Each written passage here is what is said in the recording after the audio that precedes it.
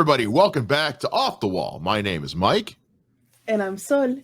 And we are diving into episode 4 of The Boys season 3. And they just keep finding ways to shock me.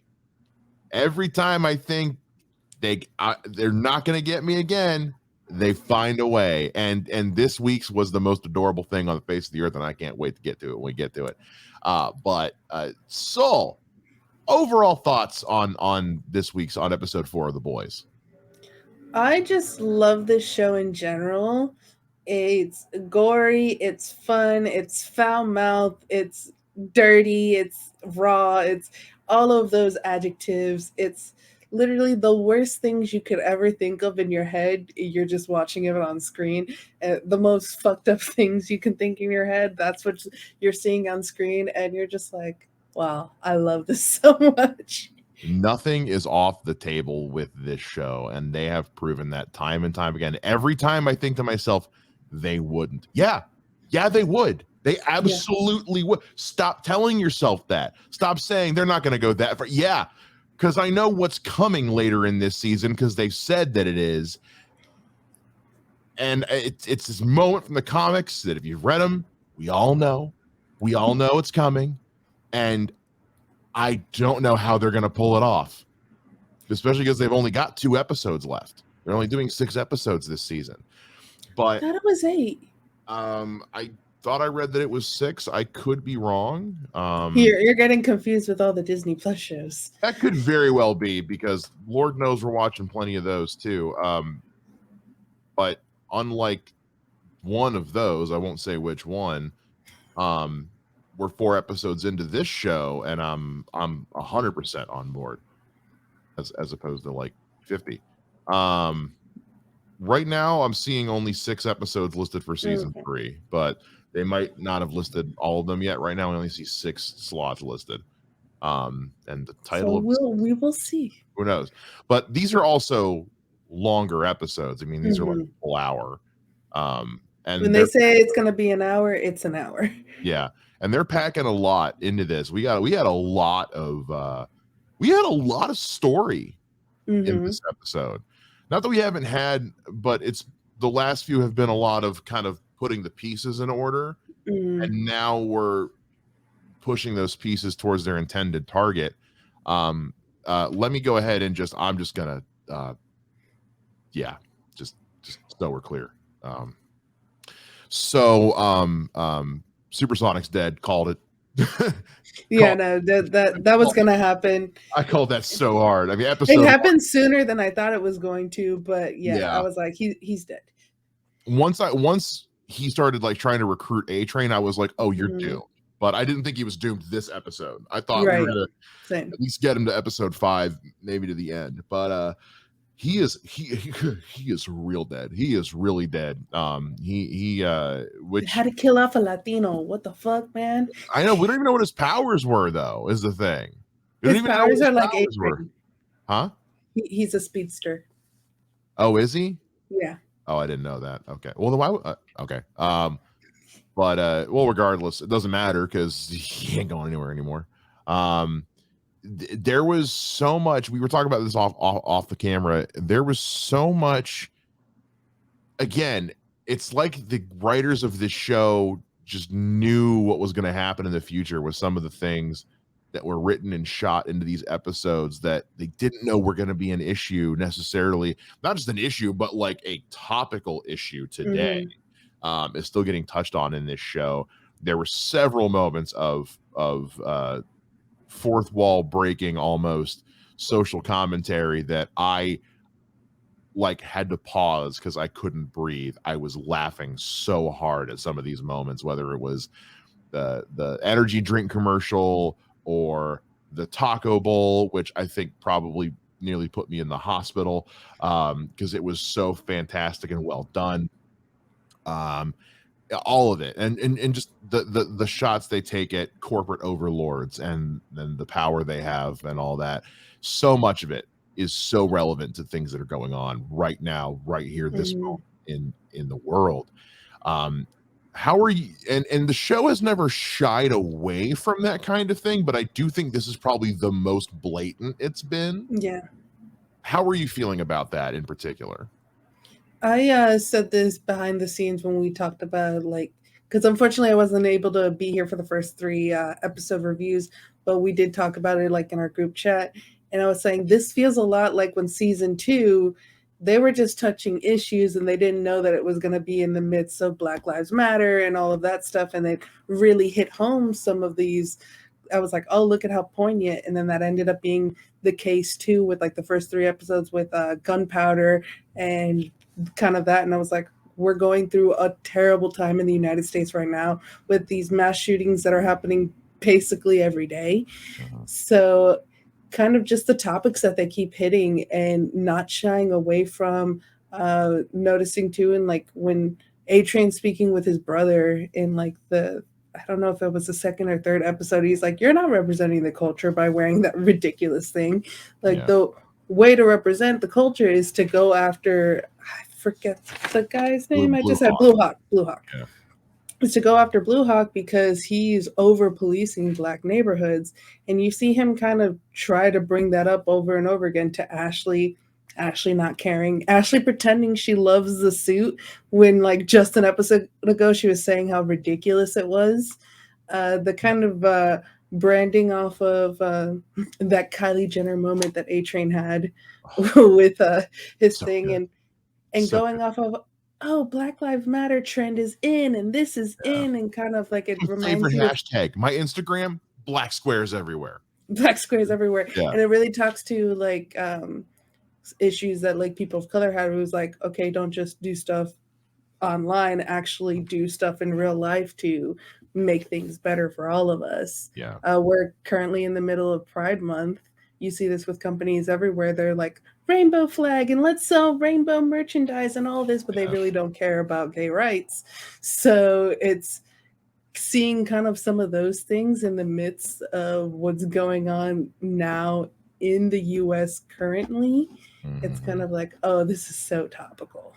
Well, we saw that in the first or second episode where when they go to the theme park and it's Maeve's Yeah. Kingdom of Tolerance, and it's the LGBT yerky legs and the woke poke bowls, and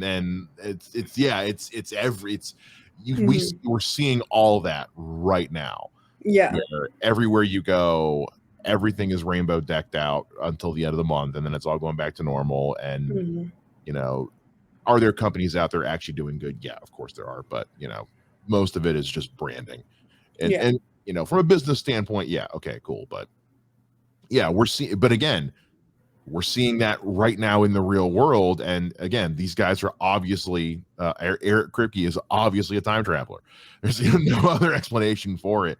I will say this one really, I don't think I've ever seen them really go quite so in your face with, here's the story now. Usually you kind of see it building. And whereas with this season, I feel like in the first three episodes, it was a lot of, like I said, just here's the players. And now in this episode, it's here's the game. Here's the game now. I am so here for it because I feel like we're not that these have ever been a problem with these seasons taking too long. I think these have been some of the most expertly paced television ever, but they are really like, we are not playing around this season. Like we are not wasting a second of a frame of screen time. And you got your favorite character in this episode, Jamie the Russian hamster. I want him. He needs a spinoff. I want an animated Jamie spinoff a la Happy Tree Friends of just him going around, no dialogue, and just mauling people. I loved that so much. I was giddy and squealing and giggling like a 5-year-old girl. I was having such a good time during that whole, when I just see the hamster, I was like, oh my God, this hamster's got powers. And he's bouncing around. And I was like, please let him kill somebody. I want death by Jamie. And boy, howdy, did we get death by Jamie. Oh, yeah. I'm living for it. It was so good. When they first went on that hamster and the hamster had a name, I was like, "Oh, this hamster has powers. This hamster has powers." And then they're like, "God damn it, Frenchie! Why were you playing with the hamster?" Of course, it had to be Frenchie. Of course, it's Frenchie. He's got he likes collecting wayward little cute things like Kimiko That can't speak. that can't speak, and that just destroy everything in sight violently. Speaking of which, Kimiko had a hell of a fight in this episode. Oh, you know what? I never thought I'd say this, but Death by Dildos going in my top 3 of just things I didn't know I needed in my life, but that fight scene just tickled me. Oh, it just sticking out the neck, it's still vibrating. I just loved it. And this wasn't the only scene that we saw at Dildo. Kind of when we were seeing Homelander being with Ashley. Yeah. Like kind of that moment of intimidating and are you being fucked by idiot? Is your brain being fucked by stupid? Is your idiot brain being fucked by stupid? Right. And then her using that same exact line with a writer of, I don't know, a movie, a TV show, whatever they're producing at Bot, and him going like, yeah, it is, when she brings out and you're like, she's been a freak this season. Yeah, because we saw her hate fucking the movie director in the first episode, and it kind of makes me wonder, like, is this going to become a thing? Not that I have a problem with it. Every time, the more I see Ashley, the more I love her, which is crazy because I hated her in Jessica Jones. I couldn't stand her character in Jessica Jones, but I love her in this show, and I'm just like, am I honestly going to tell myself I'm on board with this crazy chick just power fucking her way to the top? You know what? No, I'm into it. Let's do it. Why not? I was just like, I think she might hate fuck Homelander. I don't know. I hadn't considered that. And now that you mention it, the more I'm sitting on it, I'm like, this is gonna happen. Yeah. Is she gonna hate fuck Homelander with the Star Spangled? Ooh. I don't think he'll allow that. But he might. Anything's on the table with this show, and again, we know what's coming this season. Oh my god, I had such a fucked up thought in my head, which makes me think, oh, this is gonna happen, is that while she's hate fucking him, that's when he dies. I mean, I'm into it. That's what does it. So we also see the dissolving of the relationship between Giancarlo Esposito's character and Nadia, as we know, is what her real name is now. She is originally going to hold a press conference like she's going to go take down Homelander, but she flips the script, or not take down Homelander, but kind of put him a fine. But she flips the script, and Giancarlo Esposito's out. He's out. But he's not going down without a fight, because the next thing we know, he is throwing all kinds of shade at Homelander without blinking. You said earlier, that line of "you're just bad product." Yeah. Oh, get the bottle of aloe for this dude. Oh, Jesus! Even Homelander can't withstand that burn. And the thing is, he's still not scared of Homelander. He's basically on a probation, which is like he's basically fired. He has no like legitimate power over Homelander anymore as the CEO of Vought, and yet he still has that power over Homelander. That he's not scared of him. He's still going to tell him what he thinks, and Homelander's not going to do a goddamn thing about it. Well, it's also, I think, because he knows Homelander's going to fail. Yeah, Homelander has no idea how to run Vought. It's going to self-destruct, and it's going to fall apart around him. And I'm saying Giancarlo Esposito, one, because I don't care what the name of his character is. He's Giancarlo Esposito. Stan Edgar. Number two, I forgot what his name was. But he knows at the end of the day, he's going to be sitting back with a bucket of popcorn watching Homelander fail. That's why he doesn't care. And I love too, in that moment, he's not mad at Nadia. He's actually proud of her. He's like, if there's one thing I taught her is to play all sides. Yeah, because he knows that's what she's doing. If he'd been in her position, he'd have done the same damn thing. he probably Mhm. has done the same damn thing in the past. Yeah, he If has. anything, he was just kind of like, that's my girl. Yeah. That's my girl. Yeah. And something you and I talked about too is what got Nadia to flip the script is getting that compound V for her daughter, which I know both you and I were like, is that temp V? Mhm. But then when we saw it be that blue in the syringe, we're like, oh no, that's compound V, and Yeah. she's making her daughter a soup. It's that line of here's the original recipe, all 11 herbs and spices, which first of all, Mm-hmm. good stuff. But yeah, that and I'll tell you what, that scene was hard. I think out of everything that's Mm-hmm. been in this show, everything, I think that scene was the hardest for me to watch And it's because it's a child. because it's a child. They're focusing on that drawing she has on the mirror, and Mm-hmm. also you can tell Nadia's not loving this. No. She's doing this out of pure fear. Yeah. She's doing it completely out of fear, and you can Out of tell, a mother's love, yeah, and you as fucked up as it is. and also because she knows there's no turning back, Mm-hmm. and it's a difficult scene to watch, especially because of that idea of that's a betrayal of trust, and it ultimately is what it comes down to, because now her daughter's going to have to live like this, Mm-hmm. and there's no telling what kind of power she's going to have. She could, turn into some kind of hideous creature or something, or Yeah. she could get like Rogue's powers from X-Men and never be able to touch anybody ever again. Like it could be something truly awful. So yeah, Mm-hmm. I'm curious to see what's going to happen next. Was there any point in this episode where that maybe you weren't as into? Not really. I think one of the things with the boys is like throughout all three seasons and each episode, I've just thoroughly enjoyed myself.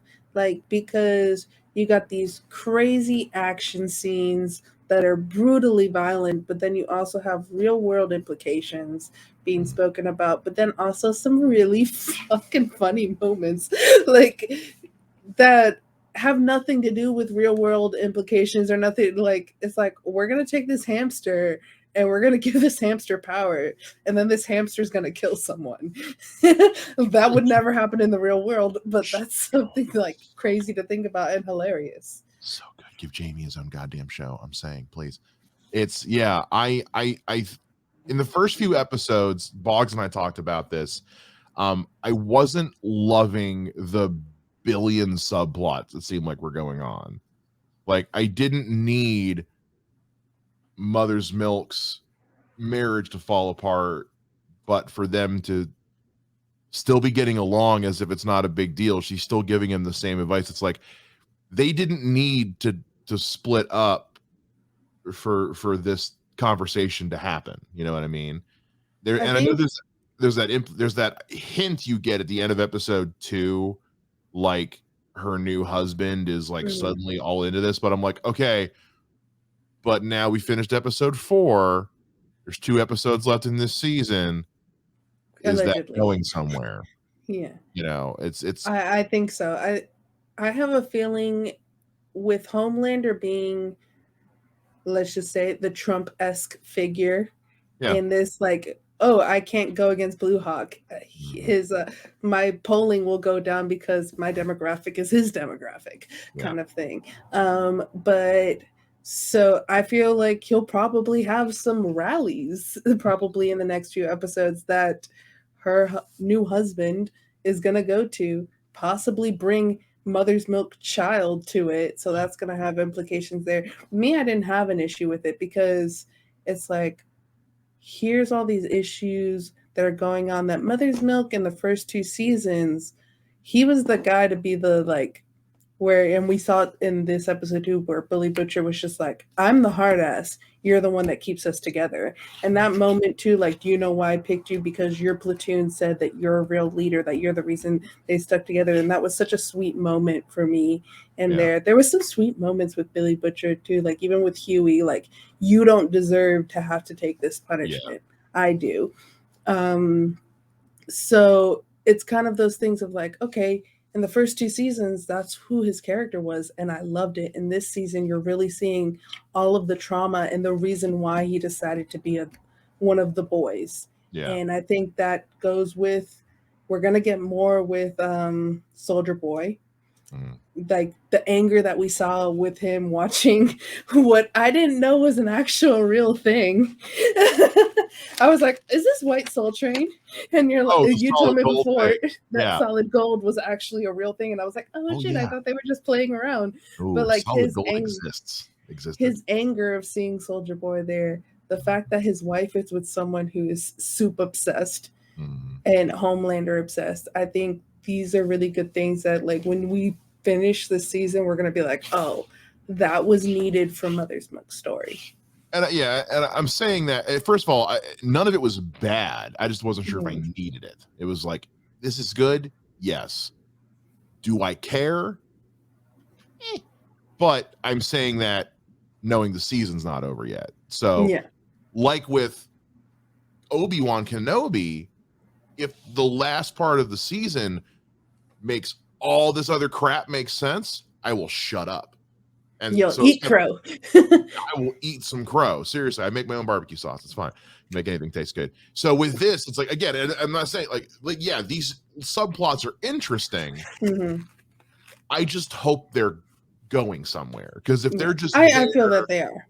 yeah, if they're just there to fill time or pad out drama or something, it's like, I don't need that then, but as long as they're gonna, if by the end of the season I can look at it and go, oh cool, ribbon, loose ends tied off, then yeah, fine, cool, I'm on board.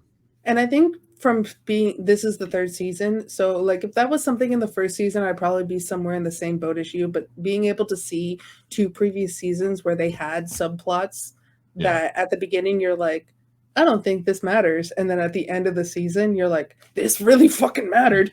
Like, But so I'm just I'm like, also worried, and the reason I'm worried is because previous superhero shows that have had massive critical mhm, acclaim have had that third season stumble. Arrow, mhm, famously, its third season was a huge misfire after its second season was the highest rated that show ever saw. The Flash had the same problem. Was in the third season, people were kind of like, those are CW. oh, No, I'm just I kidding. know. Well, and we all know what CW is getting up to now. So, Yeah.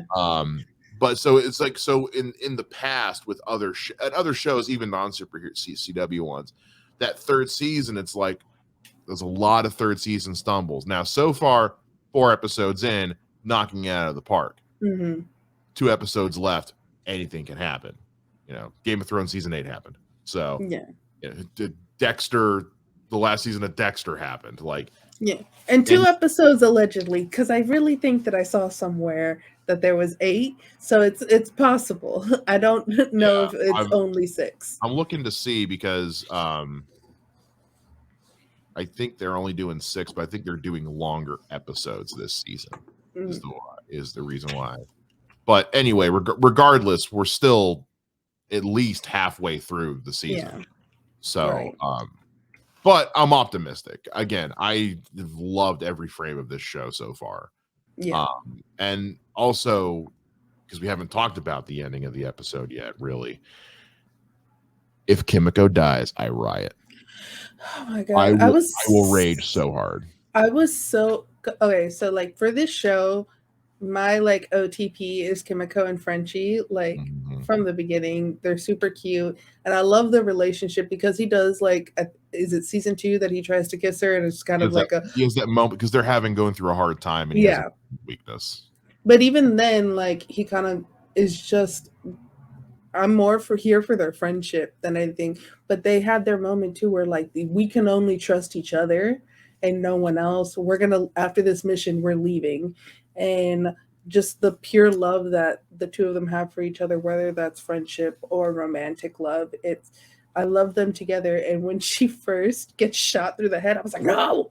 and then I was like, oh wait, no, she heals, and you see the bullet come out, and you're like, whew. And I think they did that on purpose for you to get that worried moment for Kimiko, and then be like, no, she's fine. And then at the end of the episode, be like, is she fine? That was definitely that was a cleverly placed plot device, because without that whole sequence serves no purpose. Right. You need it's because of the payoff later with the fact that she's not healing that it's like, okay, now that fight scene matters.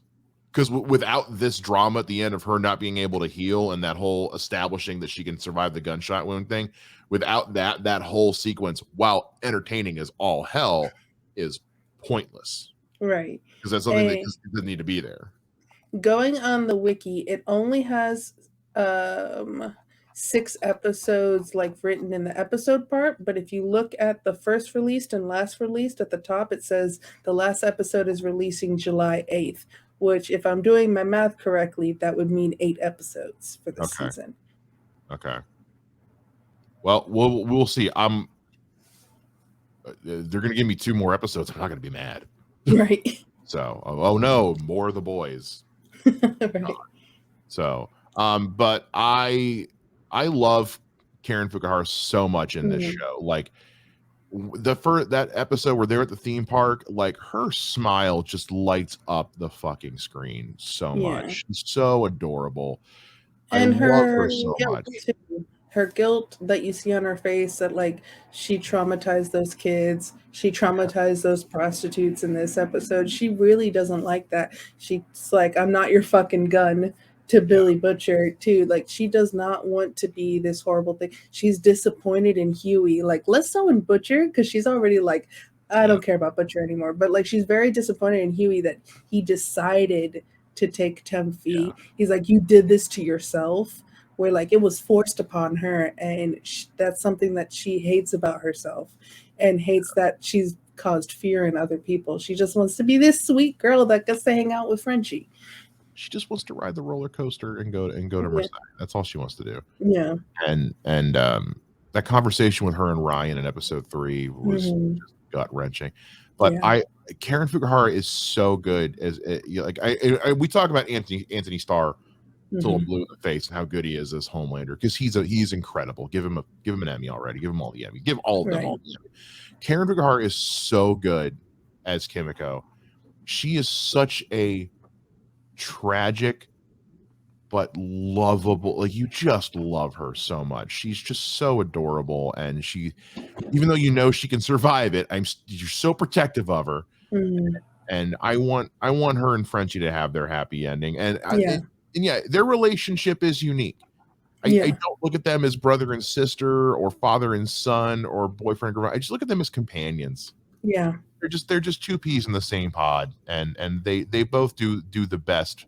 They bring out the best in each other. And so I want them to get to have their leave towards the end. And if she dies, I will lose my mind.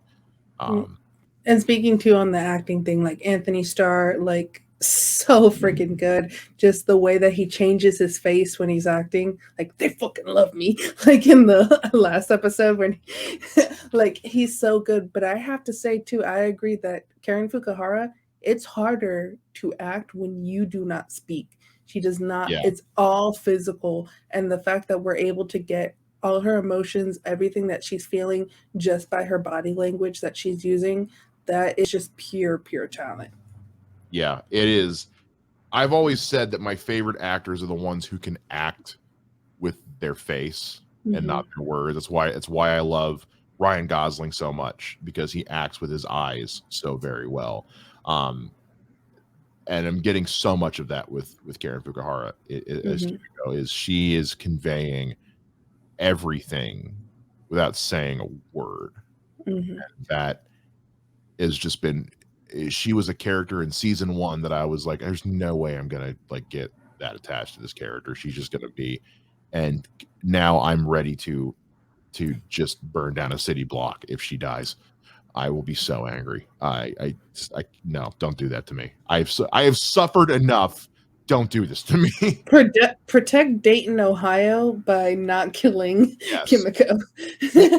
The only way you will not incur my wrath is if she dies but is replaced by Jamie. Then it's like we had to get rid of her, but now Jamie's in the boys, and you'll just see me sitting there holding a torch, just okay. But if Jamie dies, everyone suffers.